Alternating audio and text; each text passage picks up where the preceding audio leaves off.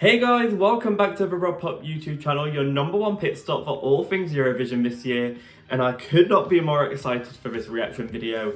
UK viewers, our time has come. It is time to react to the United Kingdom's entry for Eurovision 2025. The wait is over. We found out that Olly Alexander would be representing the UK at Eurovision way back in December, and ever since then, we've been edged and edged and edged until we finally reached the 1st of March, so we can finally hear the track Dizzy, which he has been teasing for way too long now. I have been dining out on that 20-second clip of his on TikTok for what feels like, I don't know, like the last month, 5 weeks, however long. It's felt like way too long, and I am so excited for this. The UK have really kind of picked things up in the last 3 years, in my opinion. Obviously, Sam Ryder really got that going when he finished second with Spaceman. I will forever, to the end of time, be Mae Muller's #1 defender. You know what I'm saying? I don't care what y'all have to say. That's my mama. And I wrote a song, still slaps to this day, so wherever it came, still proud of it. And I have real faith that having Olly Alexander, someone who is unashamedly a huge Eurovision fan, a very current pop icon in the music scene in Britain, to have him as a part of this, I really do have faith. I don't think I can wait anymore. I, as ever, have my cup of tea at the ready, and never has it been more appropriate than to react to a Brit. But before I do begin this reaction, I'd love it if you could subscribe to this channel. I'm getting ever closer to the 500 subscribers that I won't shut up about. I'm absolutely loving powering through these Eurovision entries, and they are coming so thick and fast at the moment. So if you want to know what I've got to say about every single one of them, that subscribe button is your friend, and this camp old thing will continue to deliver for you all the way through till May. I need to be reacting to Dizzy, so this is it. Olly Alexander, Dizzy, UK 2024, let's go!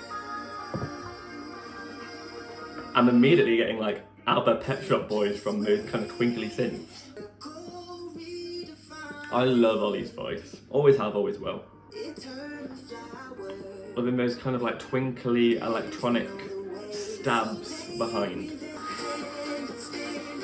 It feels so polished and like really fresh to me.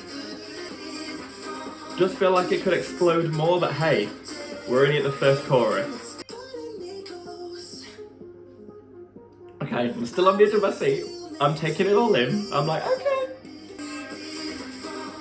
It does have a feel that I can't compare to anything else at Eurovision this year. It feels very contemporary and just very on trend, but not in a way that's predictable. I'm imagining like a really like slick laser show for this. He's so captivating to watch. I'm gonna need this to lift a little bit more now though. What, like a killer middle eight. Ooh, we like a spoken word. This is sexy. It's kind of like psychedelic, it's hypnotic. Come on, we need an explosion here.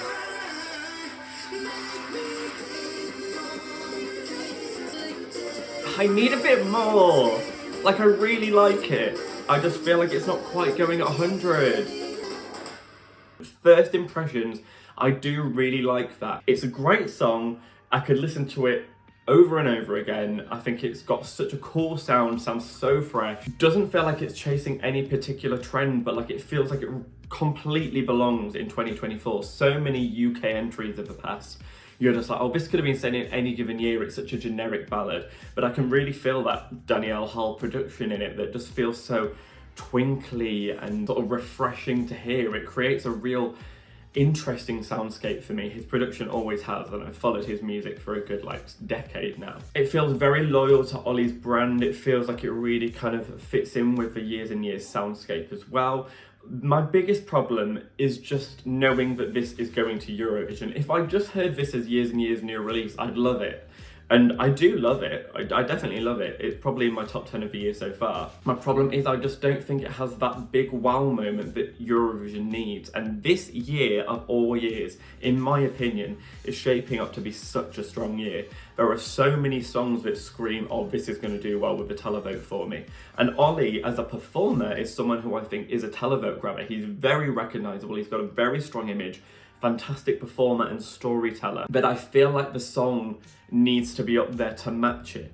For example, someone like Nemo yesterday, who I reacted to for Switzerland, he is also a very striking image, great storyteller, but the song matches that, so the whole thing feels like a wow moment. I think Olly is a wow performer, and I think the song is currently like an 8 out of 10, but I would like to see them switch something up for Eurovision.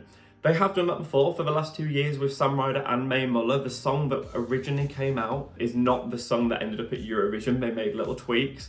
I think this needs a bigger bang going into that final chorus, because I was like, come on, where's it going?